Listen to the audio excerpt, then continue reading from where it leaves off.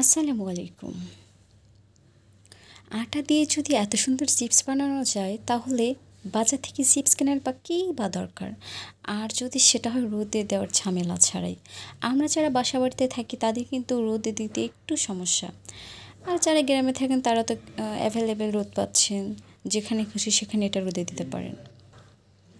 আজকের এই আটার চিপসের জন্য আমি নিয়েছি 1 কাপ পানি, তাতে দিয়ে দিচ্ছি 1 কাপ আটা। এবার হাত দিয়ে আটা আর পানি একসাথে মাখিয়ে নেব, অর্থাৎ পানির সাথে আটাটা খুব ভালোভাবে গুলিয়ে নেব। এই পর্যায়ে কিন্তু আমি চুলাটা জ্বালিয়ে দিইনি, এই পর্যায়ে আমার চুলাটা কিন্তু বন্ধ আছে। যখন এটা খুব ভালোভাবে মাখিয়ে নেওয়া হয়ে যাবে বা মিশানো হয়ে যাবে তখন আমি চুলাটা জ্বালিয়ে দিব। এই পর্যায়ে আমি চুলাটা জ্বালিয়ে দিয়েছি।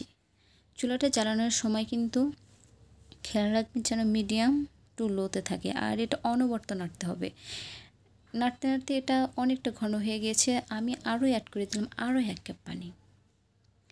এইবার আমার আটাটা কিন্তু একদম সিদ্ধ হয়ে গিয়েছে। এবার আমি একটা ছাঁকনির সাহায্যে এটা চেলে নিব। ভিতরে যে দানা দানা ভাবটা আছে সেটা কিন্তু তাহলে আর আটার সাথে মিশে যাবে না, আর বানানোর সময়ও কিন্তু কোনো দানা দানা মনে হবে না। এবার আমি এখান থেকে অর্ধেক পরিমাণ নিয়ে এখানে মিশিয়ে দিব রেড ফুড কালার।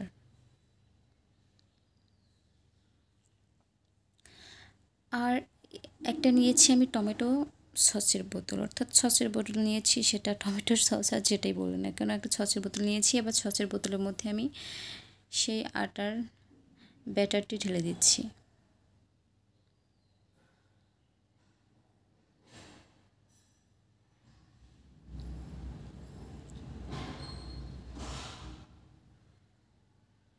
এবার এর ক্যাপটা লাগিয়ে আমি আমার যে মূল কাজটা করতে হবে সেটা হচ্ছে আমি এখানে একটা ছোট টেবিল নিয়েছি, বাচ্চাদের পড়ার টেবিল বলতে পারেন। আর হচ্ছে এর চারপাশ দিয়ে আমি মানে উপর দিয়ে একটা পলি লাগিয়ে নিয়েছি, আর চারদিক দিয়ে একটা বেঁধে দিয়েছি যেন এটা খুলে না যায়। অবশ্যই পলিটা লাগিয়ে নেবেন, নইলে কিন্তু এটা আপনারা উঠাতে পারবেন না। এরপর আপনারা আপনাদের পছন্দ মতো ডিজাইন করে বানিয়ে নেবেন। আমি একইভাবে 2 রকমের পিঠাই বানিয়ে নিয়েছি, সাদা এবং রেড ফুড কালার দিয়ে যেটা রেখেছিলাম সেই চিপসটাও বানিয়ে নিয়েছি। এইবার আমি এটা বানানো হয়ে গেলে ফ্যানের বাতাসেই শুকিয়ে নিব। ফ্যানের বাতাসে শুকিয়ে নেওয়ার পরে আমি এটা 1-2 ঘন্টার জন্য রোদে শুকিয়ে নিয়েছিলাম। দেখতেই পাচ্ছেন এটার ফাইনাল লুক।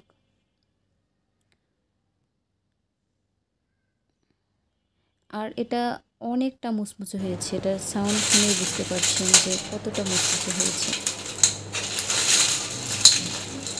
আমি এবার আপনাদেরকে ভেজে দেখাচ্ছি। তেলের মধ্যে দিবেন আর হয়ে যাবে, এতটাই মুচমুচে। আর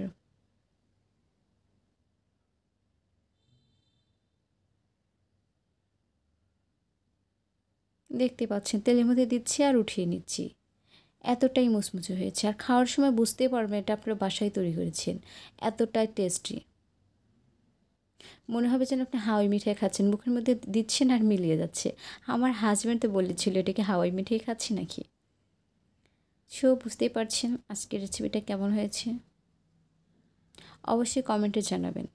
আরও এমন অনেক নতুন নতুন ভিডিও পেতে আমার চ্যানেলের সাথেই থাকবেন। সে পর্যন্ত সবাই অনেক বেশি ভালো থাকবেন। আজকের মতো এই পর্যন্তই। আল্লাহ হাফিজ।